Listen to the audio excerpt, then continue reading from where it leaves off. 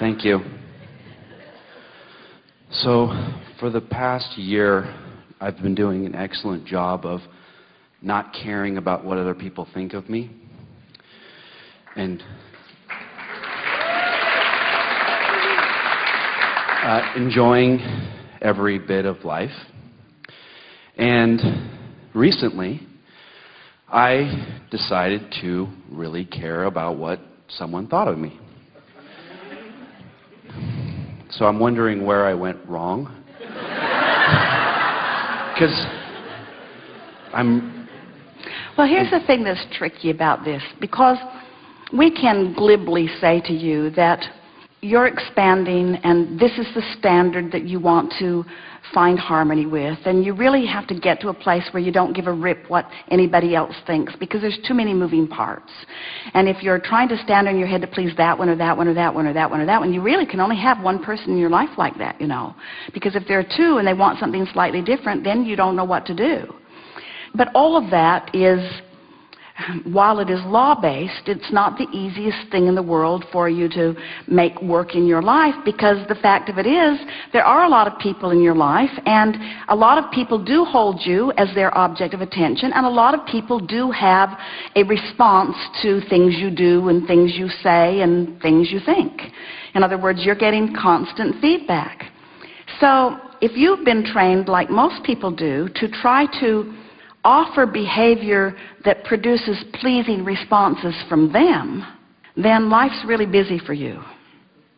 Your parents taught that to you early on. If you please them, they smile. If you don't please them, they punish you in some way. And without meaning to, they were well-meaning in every case, they trained you away from your own guidance system. And the thing that's tricky about that is that as you try to please that one, no matter what it is, there is a strong possibility that you are defying what you have actually put into your own vibrational reality, that your own source energy is calling you towards. So you really have come to a rather strong decision that is of great value when you say, I've decided that it matters most to me how I feel, because it matters most to me that I'm in alignment with Source. But then it turns out that it all kind of fits together nicely, because for you to be in alignment with Source, you must think loving and appreciative thoughts of whoever is your object of attention. And when you're thinking loving and appreciative thoughts of whoever is your object of attention, the law of attraction matches you up with things that feel really good to both of you. In other words, these laws really do not betray you in any way. Here's an interesting way of approaching this.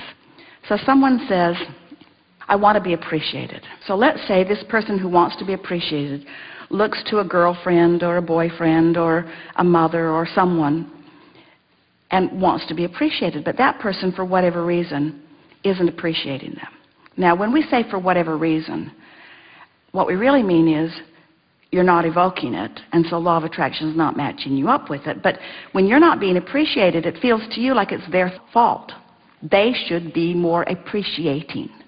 Because if they were really doing their job, they would appreciate me regardless of the vibe I'm giving off.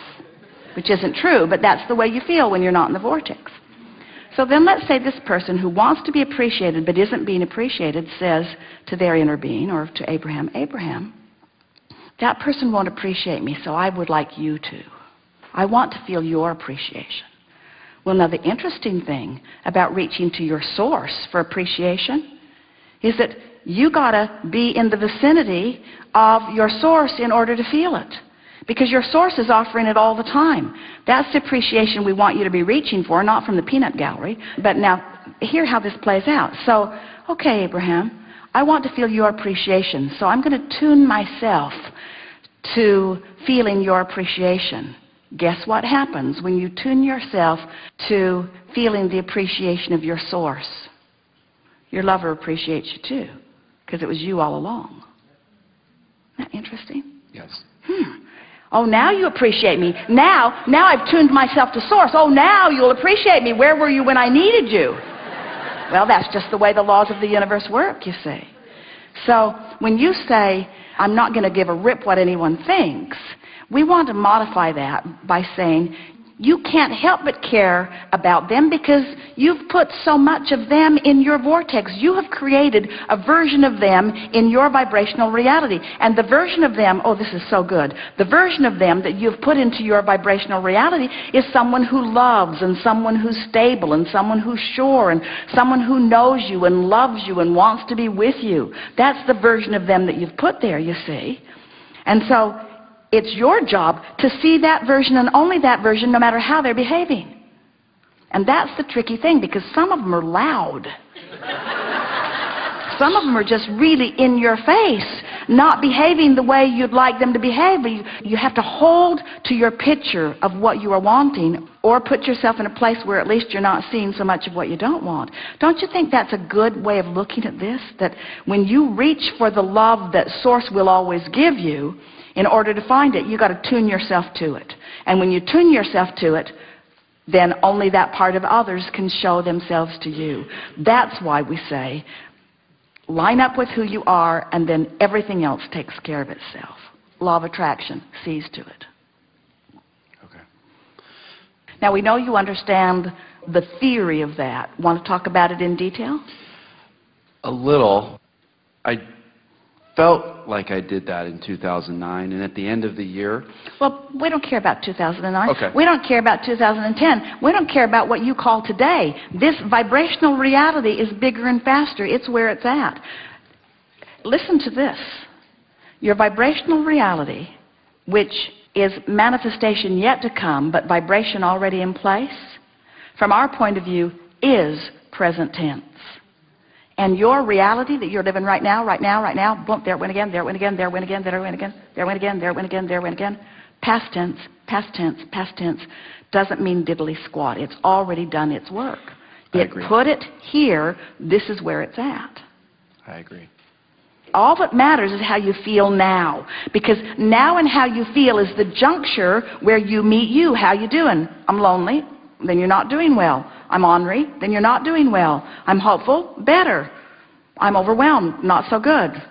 I'm hopeful. Better. In other words, how you doing? How you doing? I agree 100%. And so, as we said to someone earlier, our best work is to soothe your resistance.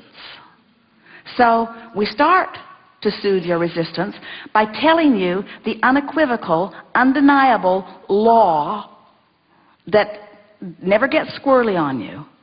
Now, if you want to give us some details, we'll help you soothe your resistance.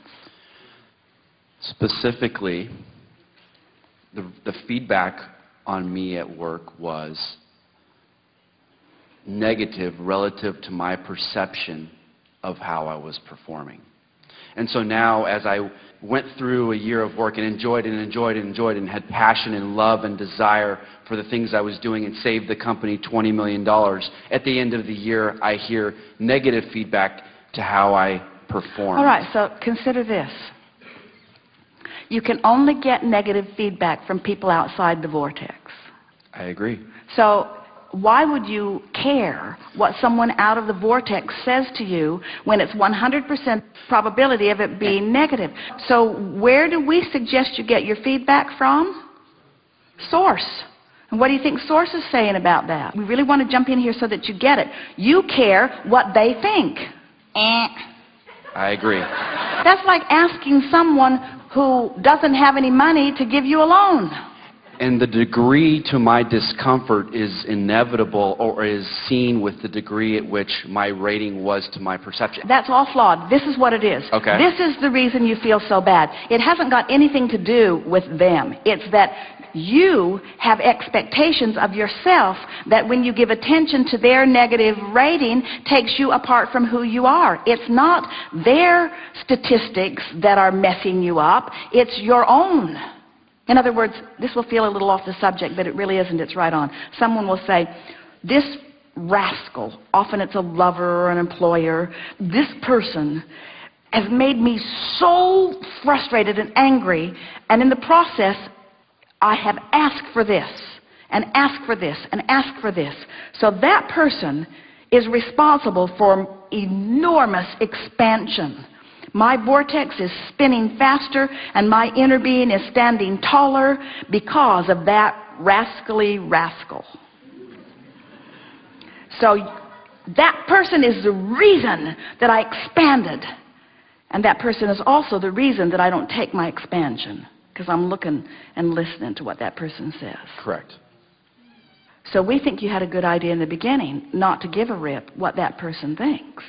But that's not going far enough. You have to thank them and their trouble for the expansion that they affected in you. You see, you're not upset because their rating of you isn't pleasing them. You're upset because your attention to their negativity is not who you are. Can you feel that? Yes. And you said some words that were very telling in that, because you kept saying, my perception and their perception. Their perception of me doesn't measure up to my perception of me. And we say, no, that's not what it is. Your perception of you isn't matching up to your perception of you. They are irrelevant. They were only fodder for your expansion. Thank you. Because it's so interesting. That's like having a really contrasting person really make you expand and then feel bad that they're not at the vortex party. They can't come to the vortex party. They were the trouble that made you expand, you see. And you're needing them to come and celebrate with you your success is off base, because that's not where they're vibrating right now. And you have to let that be all right and love them for the important part they did play in your expansion. I love the vortex. It feels so good to be there. You know what the best part of the vortex is?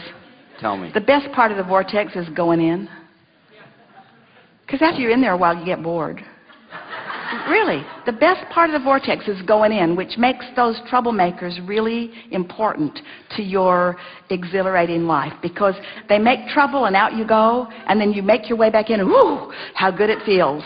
And you get to go to a new place because they prodded you into expansion. So what you really want to do is thank all of them. Write letters to all of them.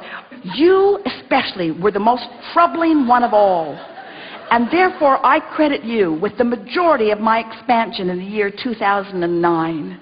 And I'm so looking forward to completely ignoring your opinion of me in the year 2010 in order to reap the benefit of all that you helped me to achieve in 2009.